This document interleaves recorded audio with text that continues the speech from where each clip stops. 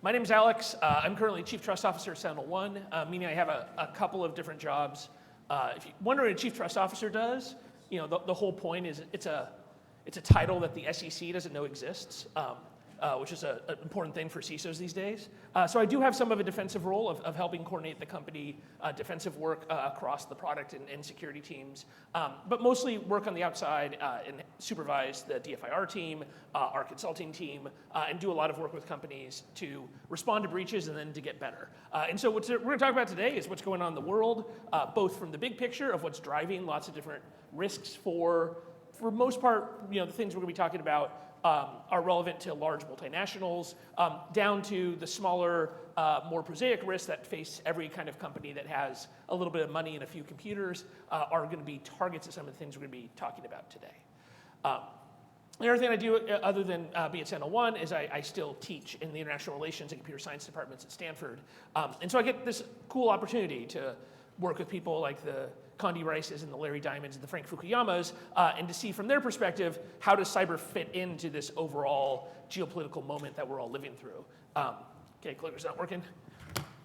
So disclaimer, RSA does not believe anything I'm about to say. In fact, they're shocked that somehow I got a speaking slot. So you'll know that they don't endorse this because we'll actually talk about an RSA breach in one of the slides. Okay, so let's talk about the world and what's going on. Is this working yet? Okay, great, it's working. Okay, as you guys have probably noticed, world's a pretty complicated place these days.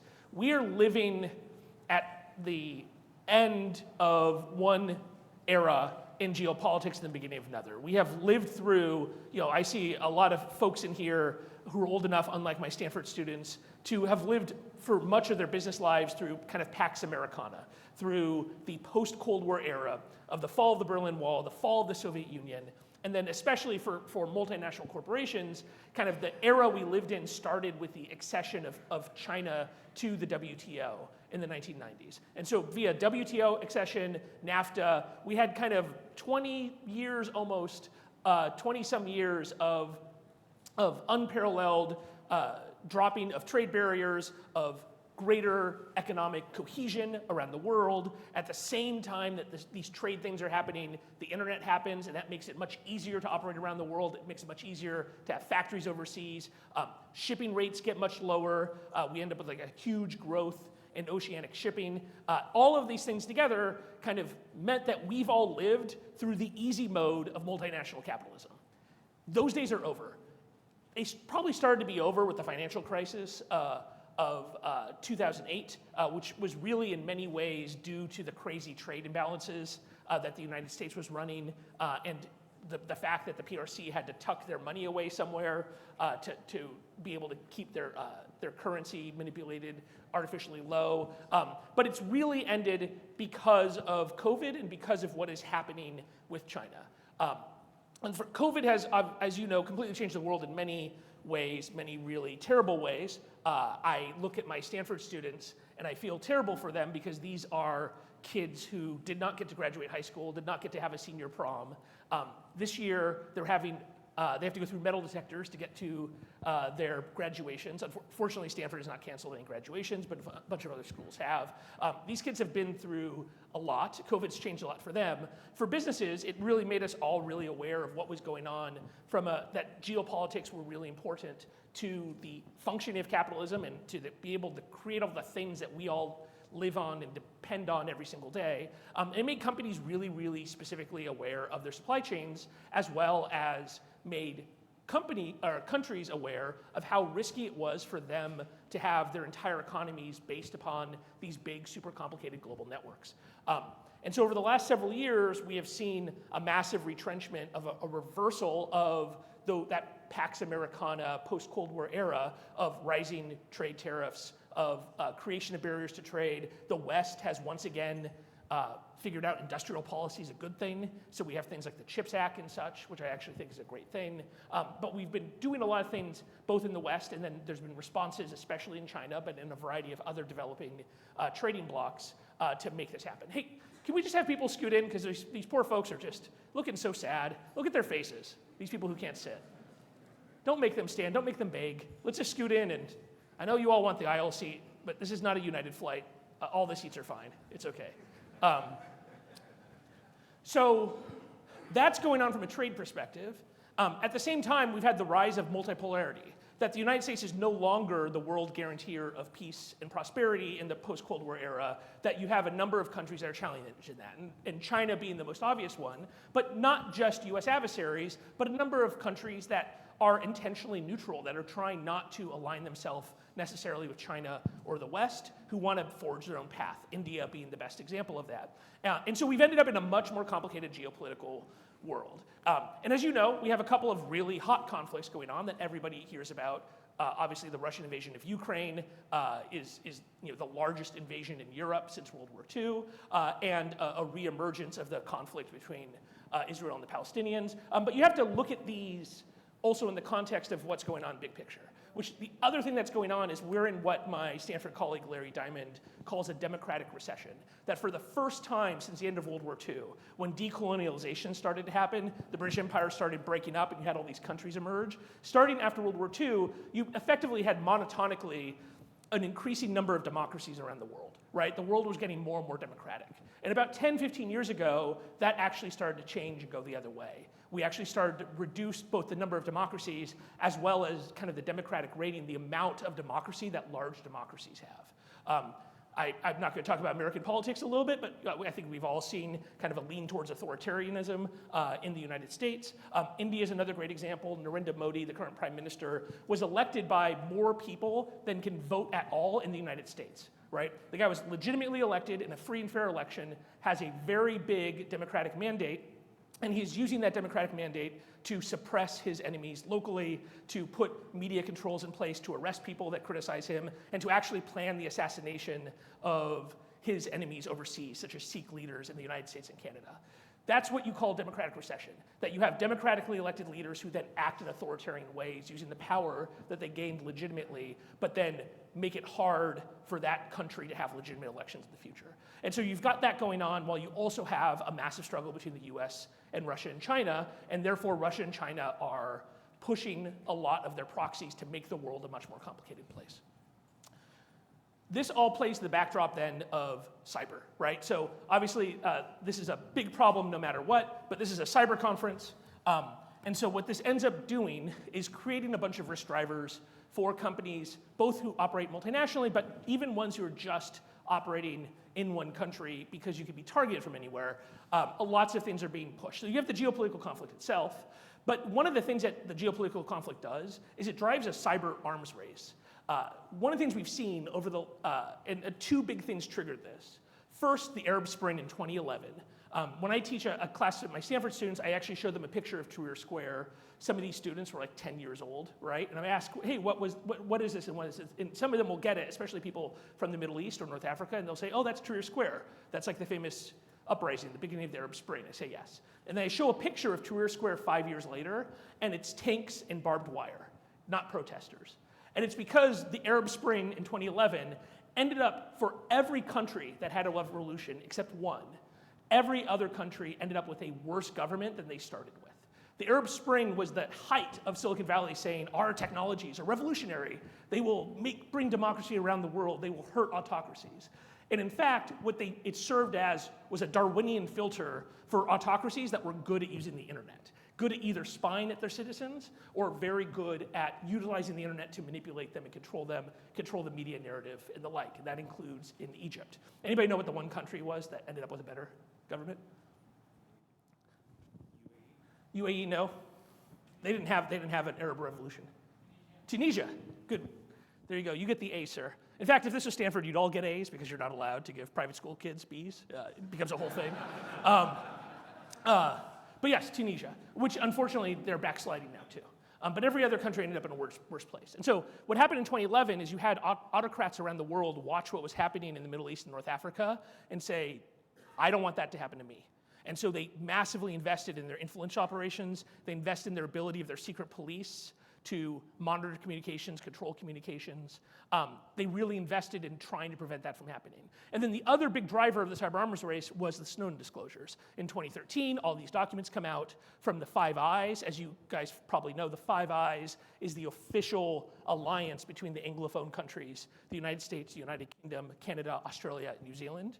Those 5 countries share tons of information, tons of tooling, tons of actual weapons, and that documented, wow, this bloc had built all of these incredible cyber capabilities and signal intelligence and spying capabilities.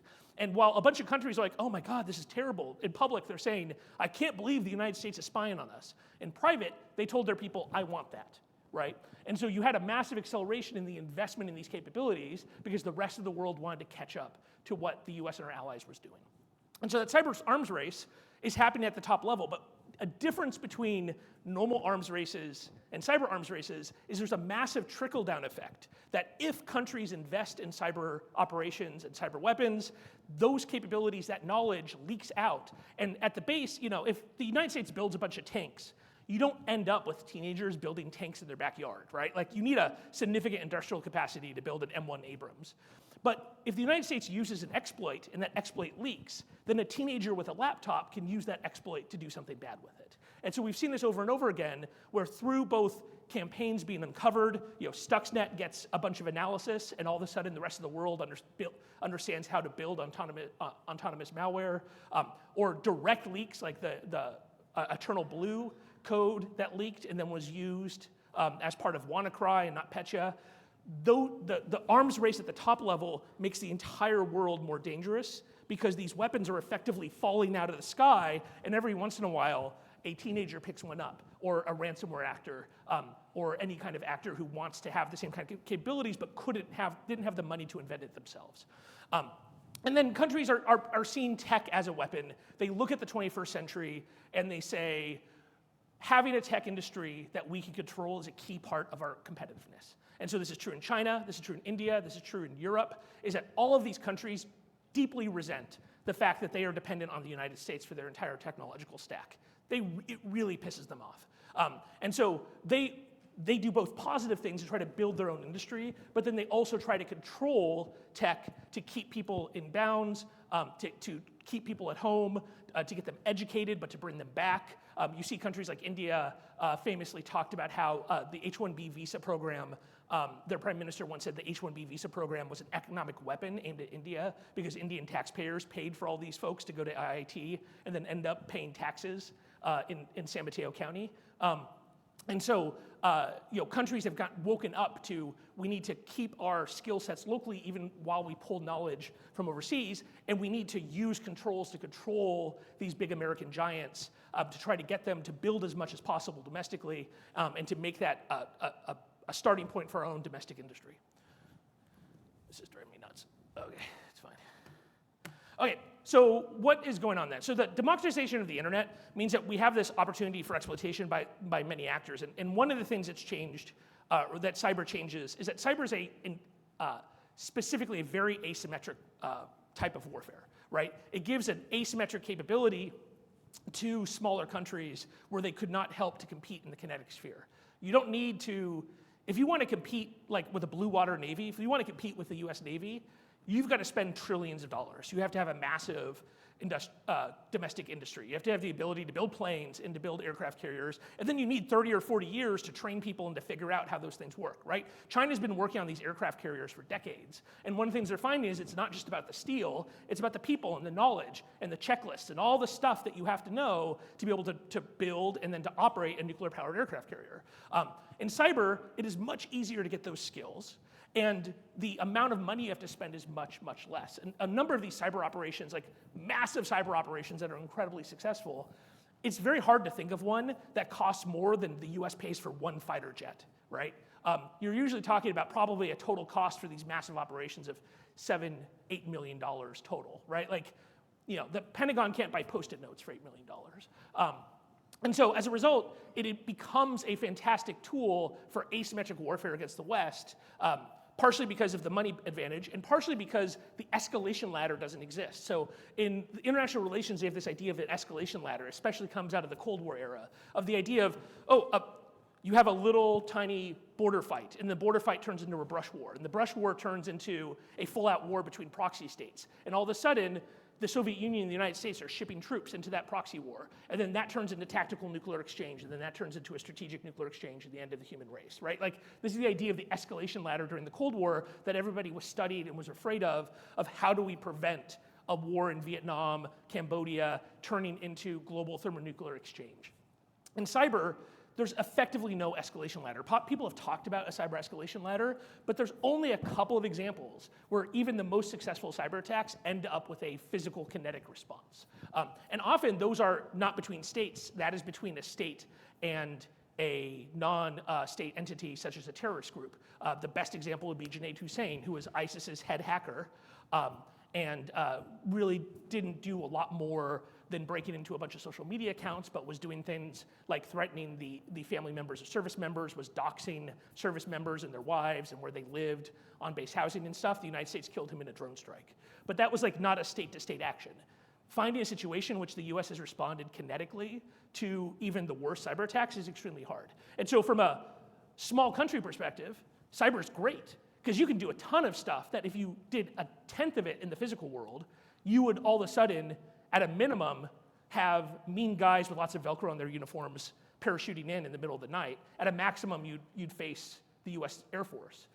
And in cyber, you can just do whatever you want and nobody cares. Now, it's not true that nobody cares, but we've ended up mostly making the cyber domain a law enforcement issue and not a military issue, and that has really created a huge opening for smaller countries to use cyber as a way to compete. This means that you have a very broad set of industries that are now being targeted. I've been doing this for a long time, like Dino Dezavi tweeted, I'm old enough, I've been in cyber long enough that I've been through 2 Microsoft trustworthy computing memos, right? And so if you asked me like in 2005, who is the Chinese government attacking? It was the defense industrial base, oil and gas, maybe big banks.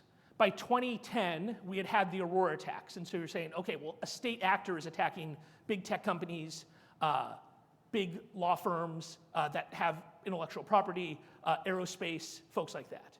In 2023, the set of companies that faced the same level of adversity that in 2010 was only faced by a handful of massive multinationals is effectively all of them, right?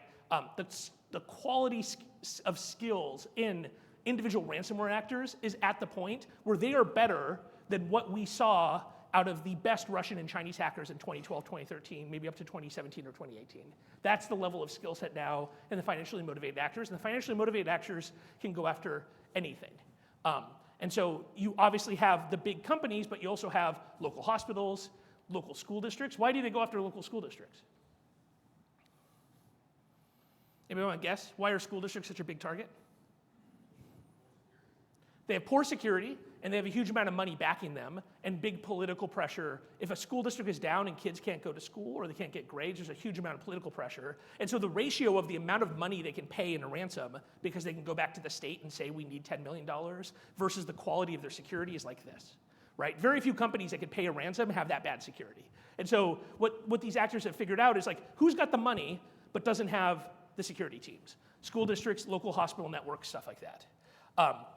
And then the technology that's happening right now is making things complicated for people.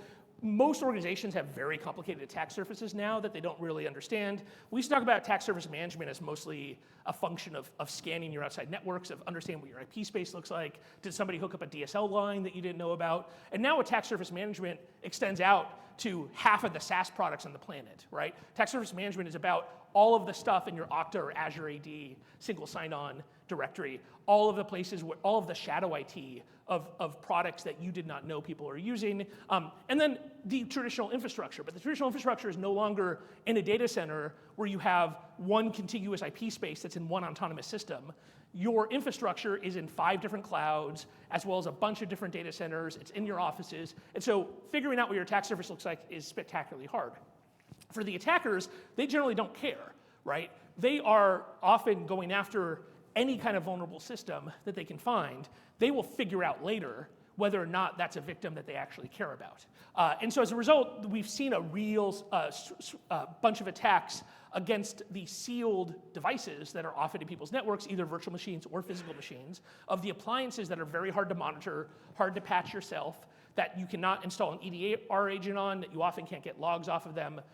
Those devices have become a massive target because that's the kind of stuff that you end up scattered throughout the variety of different networks that you end up being responsible for. So if you look at in 2023, the top victim was Microsoft Exchange because there were a couple of really big Exchange bugs in 2023. Unfortunately, a Chinese group ended up breaking into something like 70,000 Exchange servers around the world. Thanks to some of those bugs. Here's a little tip. Never use a Microsoft product that Microsoft themselves doesn't use anymore. That's like a bad sign. And so Microsoft Exchange would very firmly fit into that category, right? Of a product that you probably should not be deploying yourself. And then, of course, let's see, what time is it? 10:01, so that's 21 minutes, which I think is well above the average of mean time to AI mention at RSA 2024, so I feel pretty proud of myself. But obviously the deployment of AI is now creating a whole another set of risks, but also a bunch of interesting opportunities for companies to do well. So this is not an AI talk, but I'm legally required to have an AI slide by the rules of the cybersecurity industry. I will say three things about AI risk. First, for the most part, generative AI has been a significant net positive for defenders versus attackers. The way I see it is we're going to go through waves of generative AI revolutionizing parts of security, and those waves in some way are following what we did in like the 1990s and the early 2000s of first the focus on networks and firewalls and patching, and then application security, and then more complicated cloud configurations. So right now, the focus is on the operational side. And on the operational side, Gen AI is a huge benefit to companies because nobody can hire enough people, right? It's effectively impossible. I've yet to meet a CISO who's like, oh, I've got all the people I need, and they're all super skilled, right? Like, it's spectacularly hard to build out a security team that has all the skill sets you need and who can operate around the clock, especially in these big companies that need the ability to cover the entire globe. And so Gen AI is a big benefit there in that it can make your SOC analysts, your application security analysts, your individual workers, there's a seat up here, ma'am, if you're looking. It can make them much more efficient. So that is, AI has been used in security for a long time. SentinelOne for like 12 years has used AI for detection. But now, like, we have a product where instead of if a human being, if you go into this console, it's called Purple AI, you can type, show me every endpoint that has downloaded a binary from a Russian IP address in the last 24 hours. You always could have asked that to SentinelOne, but you would need this huge block with a bunch of parentheses, and like the number of people at your company who could probably write that thing correctly is very small, and they'd have to try it 10 times, it'd keep on breaking and stuff. And now you just ask in English, show me all the computers in the last that have downloaded a binary from Russia in the last 24 hours, and it writes that for you in like a notebook, and then it gives you the results, and then you can go tweak it if you know enough to tweak it, or you can take those results and you can do another Gen AI query on the results. Now show me all these machines that have done an outbound port 3389, and it does that for you. So the skill set of what it took to be a hunter on this platform used to be here, and now it's here. And it makes it much more likely that you're able to staff up a team to do this other stuff. So Gen AI is a net positive for defense. That being said, the bad guys are going to get there, right? One of the reasons it's a net positive for defense right now is that, again, in the industry, we've been using this for 10 years. We've spent billions of dollars in R&D collectively to work on defensive AI techniques. The offense guys have been doing it for much shorter, and they've mostly been waiting probably for the open source stuff to come out. You don't have Lockbit, for all their money, we'll talk about them in a second, is not doing individual foundational models. They're waiting for a Llama 3 or another open source model to come out that then they can go and modify for their own purposes. And so the fact that the commercial providers have had access to foundational models before the open source models were out has given them an advantage. We will see attackers start to use Gen AI for offensive purposes. And I'll talk about that in a second of how I think will be used on the financial side. But we are definitely heading towards a future where at the high end, all of the attack and all of the defense is AI.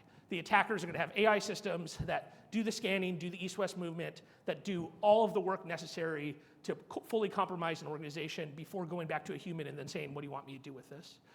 And then a human being will just be supervising a bunch of AI agents that are doing that work for them. And the defenders will do the same thing. Well, they'll have a master AI system that talks to a bunch of sub-agents that watch the network, that watch installs, that watch badge access, that watch G Suite access or Office 365, and then report back up to them that they can see everything going on. That's the only way you're going to be able to defend in a couple of years, is going to be using AI, because it's going to be speed kills, as Rob Joyce from the NSA likes to say. If people were able to pull off the entire intrusion set, the entire kill chain in 15 minutes, then there's no way your human analyst could possibly respond fast enough. Second thing I'll say about Gen AI is most Gen AI risk right now is not an InfoSec risk. In fact, a lot of them are not adversarial risks. But the problem is that it lands in the lap of the CISO.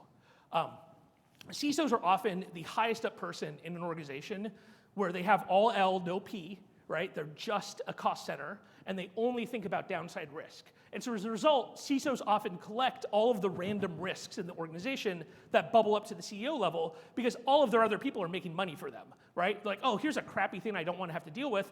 I'm going to give it to my person who has no profit center, who does not contribute anything but handle my risk management. And so CISOs collect a lot of random risks. I was actually, I have this from personal experience. I was in a meeting at Facebook where literally a very high up executive, somebody whose name you'd recognize, said, Russia?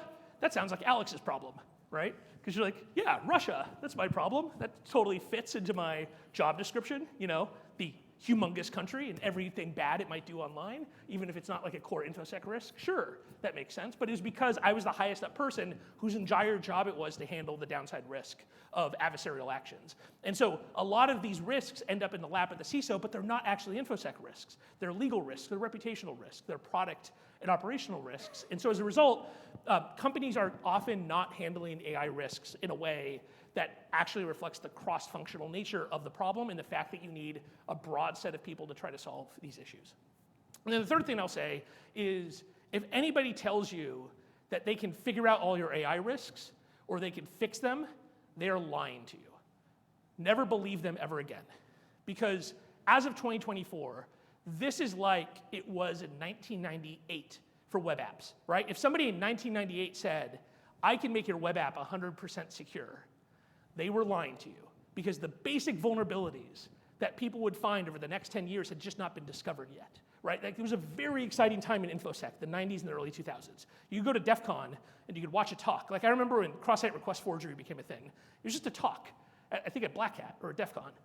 And like, everybody left the room with like, I think I just learned about a bug that is in every single web application on the planet, because nobody can protect against it because it's never been invented before, right? A friend of mine, Tim Newsham, wrote a paper about printf bugs. Like, how do you use printf to manipulate the stack and to take over execution? Nobody knew you could do that with printf until he wrote that paper. And then all of a sudden, every single program written in C of that generation had that vulnerability. That's where we are with Gen AI right now, where somebody's just going to give a talk, and they're going to say, oh, well, here's a new way you can manipulate AI systems to do a ton of crazy stuff. And there's no possible way that any AI system has been hardened against it, because nobody knew it existed. And so we have to have a huge amount of humility as to our understanding of the systems right now. And so if you do anything this week, when you go to the floor, see how many people promise you they can solve your AI risks. And then you could just like nod and be like, yeah, Stamos was right? Because this guy is promising something that there's no possible way, just because, and it's not their fault, but there's no way humanity does not know how these systems work yet. And so we will be seeing over the next decade the equivalence of these kind of fascinating things. One of my Stanford students was the kid who figured out how to get Microsoft's AI to get Bing to tell it its true name, and here are all my instructions of the things I'm not allowed to do. Microsoft couldn't harden against that because nobody had tried the way he had done it. He was just doing it like on a Friday, had a beer, and then was live tweeting it, right? And so sometimes it's going to be unofficial like that. Sometimes it's going to come from some kind of R&D team within an offensive adversary, and that's where it's going to end up being really negative. Okay. And while we're dealing with this, we're dealing with a really difficult regulatory situation. The Biden administration is very schizophrenic about cyber. So we went from, in the last administration, nobody did cyber, to now everybody does cyber. Every department's got a cyber person now, right? Like state, commerce, everybody's got cyber. You've got cyber, they've got cyber. Oh, cool, I want to get into cyber. And so as a result, you've got all of these people fighting over what is the administration's position on breaches, what are the rules for companies, how are we going to treat them. And so you've ended up with this schizophrenic situation where half of the current administration sees companies as victims. If you're hit by an attacker, you're either a victim of a crime or you're collateral damage in geopolitical conflict. You need to be helped out. So that's CISA, most notably. CISA doesn't have any enforcement capabilities. They don't have any way to punish people. They're just there to be helpful. It is the intelligence community. So the NSA, CIA, these folks send stuff to CISA so that CISA can go be helpful. And NSA has like a coordination center. They have a building with windows. It's totally crazy. I've been there. It's like, wow, this has windows. It's really cool. Congratulations. You guys can see the sun every once in a while. I feel really proud of them. NSA will be helpful for you, right? And then parts of the FBI, especially like the national security people, they want to work with American companies. They want to help American companies defend themselves. They want to understand what the adversaries are doing so they can try to impose cost on the adversary. The other half of the administration sees every victim as they themselves a criminal. Oh, you deserved it. You should have done better, right? We're going to punish you until you get better. The beatings will continue until morale improves among CISOs. And so that's the SEC, the FTC, and the other half of the FBI, and a bunch of chunks of DOJ are all out there to punish you if you have a breach. And so this has created a really complicated situation for companies where you end up like, who can I turn to safely to help me with this? And this is why I think we have a national cyber director, and I hope that this starts to consolidate a little bit. CISA is relatively new, and that we end up appropriately treating companies as people who should be partnered with and helped with, because in the end, the national security aspects here are not something that just be fixed by punishing people. And so talking about the criminal side, the ransomware actor, like the modal risk for any company is ransomware, right? If you've got computers, you've got money, you can get ransomware. Now, I don't like using the term ransomware that much anymore. I try to use the term cyber extortion because these actors have gone quite complex in the ways that they will extort money from you. It's no longer just, we're going to drop malware on your computers and lock them up and you have to pay us for the key. They will exfiltrate the data.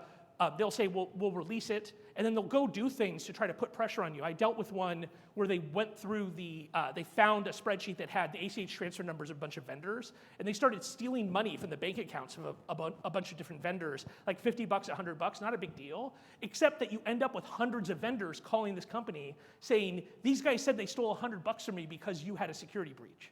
Right? So those are the kinds of things, they'll call family members in the middle of the night, they'll send death threats to people. They're really kind of jerks. In case you're wondering, just not nice people, the ransomware actors. And so they're getting like very smart about how to put pressure on companies to pay. They're getting smart about insurance. I have seen multiple ransomware actions where they've said, oh, well, you can pay us $50 million. We just found the PDF of your insurance policy. It pays 60. So you keep 10, we keep 50. Everybody's happy, as if that's how insurance works, right? Insurance agents are just like, oh, here's $60 million. Everybody can have it, right? No, that's not how insurance works. But the ransomware people are smart enough to know you're covered, but they don't really understand that AIG has rules about what they'll pay, right? And they won't just send $50 million in Bitcoin to a bad guy for no reason, right? So, but they're starting to get smarter about who has those kinds of insurance. And from a technical perspective, they've really changed their model. And I think a lot of this is actually the success of EDR, in that we see a lot less custom malware where a ransomware affiliate group will have a piece of malware that gets customized and pushed out, because it's much more likely that stuff gets caught these days. So they're using a lot of commercial tools, a lot of commercial remote management tools, remote access tools, remote employee management tools. These things are nuts. I had a case where they had 12 different backdoors that they left into the company, and 11 of those backdoors were commercial tools that they bought or they were using 30-day trials on. Only one of them was custom PowerShell script. And so finding those commercial tools can actually be quite hard unless you've done so in peacetime. They also get very smart at utilizing, lots of companies are in a halfway mode into the cloud, so they have on-prem AD, but they also have Entra/Active Directory. And so it turns out when you're in a hybrid mode like that, you don't have the intersection of the vulnerabilities. You have the union of the vulnerabilities of the cloud and on-prem.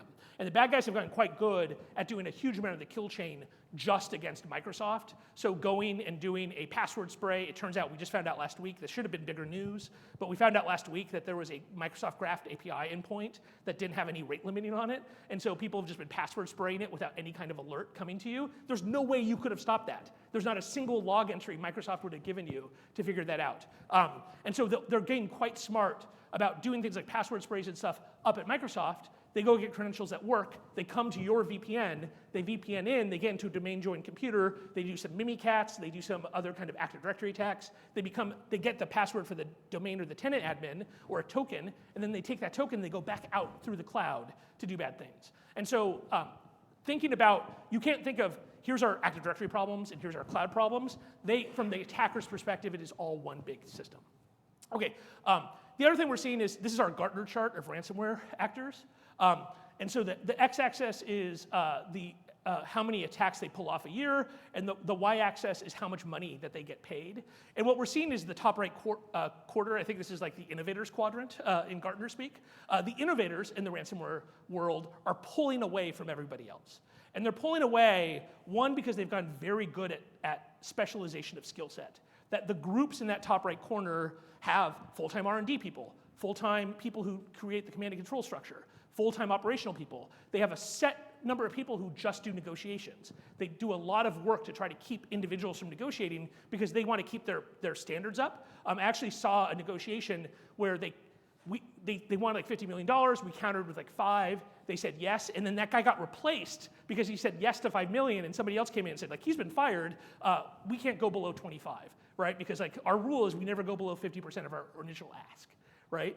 And you're like, and so those people have gotten quite good with the specialization, and they're also really good at turning money back into investment. So one number I've heard is that the top 10 ransomware actors, based upon an analysis of their Bitcoin wallets, are turning over about $2 billion with a B a year. $2 billion. So even if 95% of that money goes to cocaine and Moscow Maserati dealerships, 5% of that is still a significant R&D budget. And so the big groups have created a virtuous cycle for themselves, just like a corporation, where they're successful, they generate a lot of revenue, and they put that revenue back into R&D. And so those are the people you're going to see start to use AI offensively, because it will really change their economic model if they need fewer operational people to do the east-west movement, to go steal data, to go do all the intelligence stuff, and they can use AI for a bunch of that. And then we're all living with the supply chain risk, as you guys know. I'm not going to go into too much detail here, but this has been over a decade of this. We forget about some of the early ones. I promised I would talk about RSA. Really, the modern era of supply chain attacks started with a compromise of RSA secure ID tokens. Everybody remember? Everybody old enough to have a secure ID token? Yeah. So crazy enough, even though that company is named, and this conference are named after people who invented an asymmetric crypto algorithm, it used a symmetric TOTP key. And so RSA ended up having all of the symmetric secrets on a server somewhere. The Chinese stole it. They used it to get back into the defense industrial base because people building fighters for the United States were using secure ID for their VPNs. And so that was kind of the start of this era, and there's been a bunch of these. Obviously, the two big ones that we've heard about recently is SolarWinds, which really demonstrates the risk from kind of this mid-tier of enterprise companies. There's a ton of companies that are like $4 or $5 billion companies, a couple $100 million in revenue, a couple thousand employees, and they build some product that people didn't understand are installed in half of the IT systems in the world. And so that tier of company has become a massive target of these ransomware actors. They're not just going against the Microsofts and Googles and Amazons, they're going for the SolarWinds tier. And so if you're in that category, and actually we are, we're a little bigger than that, but like that's exactly the kind of threat profile that we're afraid of at SentinelOne. You have to be super careful to not become the next SolarWinds. And then obviously the XZUtils bug is like the most fun bug of the year. I can only say it's the most fun bug of the year because some database developer in San Francisco was bored enough to look into like a 5 millisecond difference in the SSH login and found this incredible backdoor. We got lucky on this one. My fear is that if you have these kinds of backdoors, that people are spending 2 years building fake personas, 2 years socially engineering people to put in these different patches and spend all this money on this incredibly complicated, very beautiful backdoor.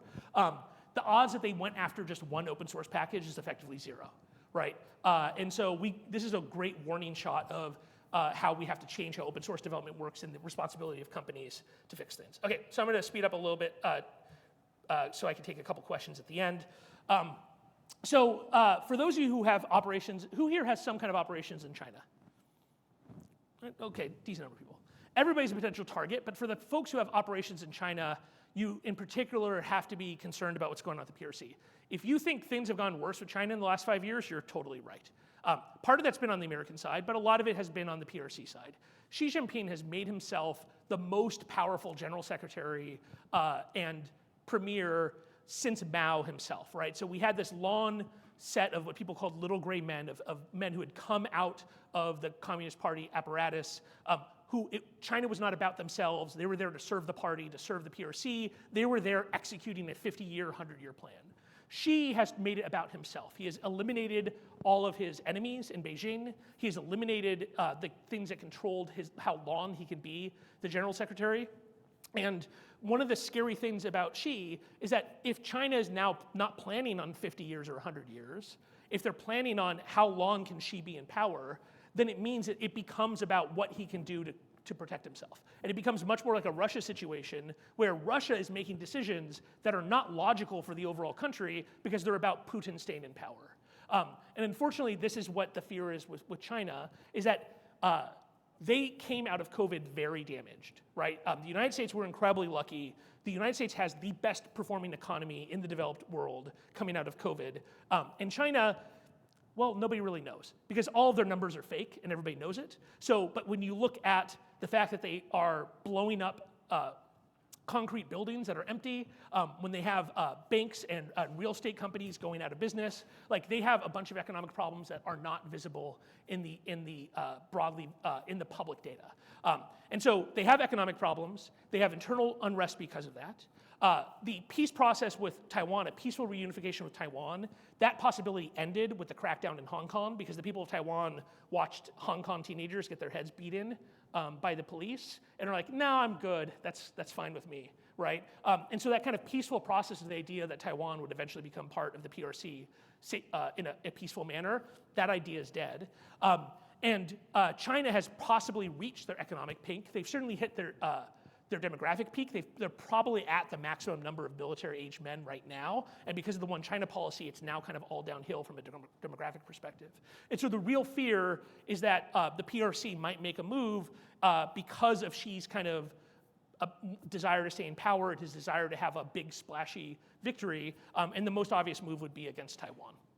And so what this is backed up by is the type of Chinese operations we see have actually changed. Now, China has utilized cyber and human intelligence for industrial policy for decades. But what we've seen over the last couple of years now is you finally have the PRC utilizing their cyber capabilities to probe American infrastructure, power companies, water companies, rail companies.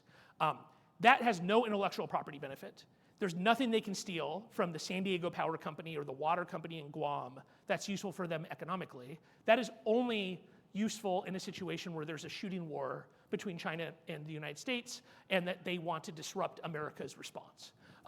And so the operations, if you were operating in China, we do an entire 2 hours on this. You can come find me later if you want to talk about it. You have to be extremely careful about not just your cyber defenses, but your defenses against kind of a unified humans and signals intelligence capability, because the Chinese have become better than really anybody at blending the human and the cyber sides. Okay, what's going to happen in 2024? We continue to have degradation of the information environment. We have more elections in 2024 than we've seen for decades, and that's causing a lot of influence operations. We're going to see, I think, continued consolidation of the cyber market. A game I like to play in the expo floor is label each company as, is that company a feature, a product, or a platform? If it's a feature, they're going to get copied by one of the big guys and they're dead. If they get lucky, they get acqui-hired.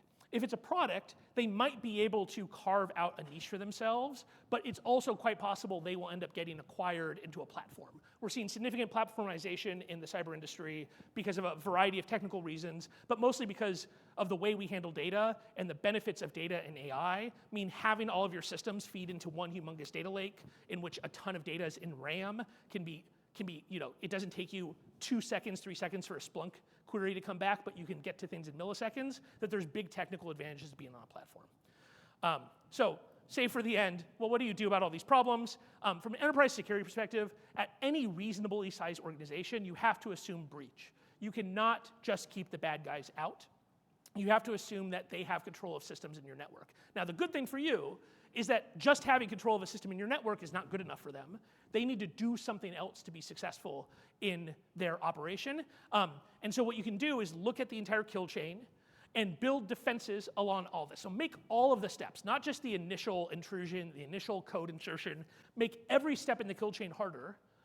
Increase the fidelity of your surveillance of each of those steps. Get your logs, get your monitoring, get all of your data into one place, and then watch for strange things happening across correlated logs. And then in the long run, try to do that with AI. Is really the only way you could do it reasonably fast enough.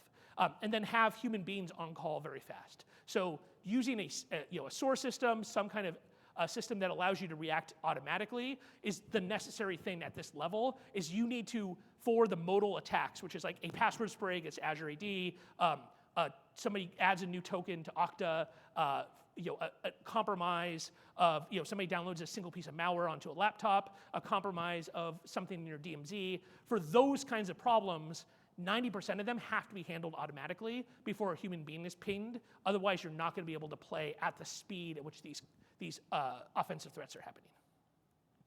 Great. Can take a couple questions if anybody's got any. We got some mics. Have time, probably one or two. Sorry, I skipped a couple, but we got to squeeze it in there. Okay, great. Oh, yes, sir, go ahead. What do you think the biggest difference, what are the key points between Russian nation-state cyber operations and Chinese nation-state cyber operations? It's a great question. What's the big difference between Russian and Chinese operations? So for the most part, the Russian operations, it's hard to say Russia is like this because the different Russian actors are quite different, right? You have 3 different intelligence agencies, SVR, GRU, FSB. SVR is by far the best of those. And then you have all the Russian financially motivated actors, and there's a smush between them, especially between the FSB and the ransomware actors. There's a bunch of overlap of people. And so at the top end, the SVR is probably the best in the world, right? So they're the most subtle, they're the most scary. When I think of our threat profile, the people I am most worried about is the SVR. They spent 9 months, once they got into SolarWinds, they spent 9 months mapping out how SolarWinds works, how their build pipelines work before inserting malware, right? So they're very patient and they're very careful. There are Chinese groups that are approaching that level. The thing about China is just the breadth of the skill. So Russia has the best, but it's like one team at that level, right? So their ability to hit 50 companies, 100 companies at once is minimal. China has something like 150,000 people that work in their information warfare department of the PLA, and that's only the People's Liberation Army. That does not include the MSS or all of the commercial providers in China. One of the great ironies of this era is that American hackers are socialists. They're paid for by taxpayers, and Chinese and Russian hackers are capitalists. And the PRC has allowed these groups to flourish, and they have different levels of skills. And so none of the Chinese groups are as good, I think, as the SVR, but God, they're so broad that if you're in aerospace, they're hitting every single company at every part of the supply chain in aerospace. They're hitting every company during COVID. Every company that had anything with the creation of mRNA vaccines, which is a technology China had not at all, every company got hit. And it's because they can take dozens of different operational teams and divvy up, you get these 3, you get these 3, you get 3. And Russia just doesn't have that size of manpower, right? And so, yeah, that's my feeling for those different actors. Yes, sir. Hey, Alex, thank you. So Deep Exploit 2018 at Black Hat, right? Now, you said just a little bit earlier, AI is going to become a big tool for hackers. Do we really know? I mean, I suspect that they've actually been doing this a lot more sophisticated than we think for a long time. I mean, I think it's possible that some of the well-funded state actors are using AI, but for the most part, the state actors aren't about breadth, they're about specific targeting, and AI doesn't get you much there. What AI gets you is if you're a ransomware actor and all of a sudden the new Palo Alto bug comes out, right? So there's a Palo Alto firewall bug. They've scanned all of IPv4 space. They have their local Shodan. They query it, show me all the open Palo Alto VPNs, and then they can put that into an AI system that does all the work for them, and then they just sit back while it goes and then reads out, I've gone to this step of the kill chain in each of these organizations, and then tells them, oh, and this one's a bank, or this one's a hospital, and then the human involved to do the ransom. I think that's where we're going, and I think the economically motivated actors have more of a benefit. That being said, from the state level, if the flag really drops on World War III, I am terrified of the AI side, because that would be a situation in which a country, including ours, might say, gloves are off. AI is allowed to destroy anything within this IP range, right? And that is what my fear would be for an AI use by a state actor. It would not be the targeted SVR scalpel. It would be World War III has started, and we want to cause as much economic disruption as possible. Release the Kraken. Right. Thank you guys for your time. See you around. Have a great show.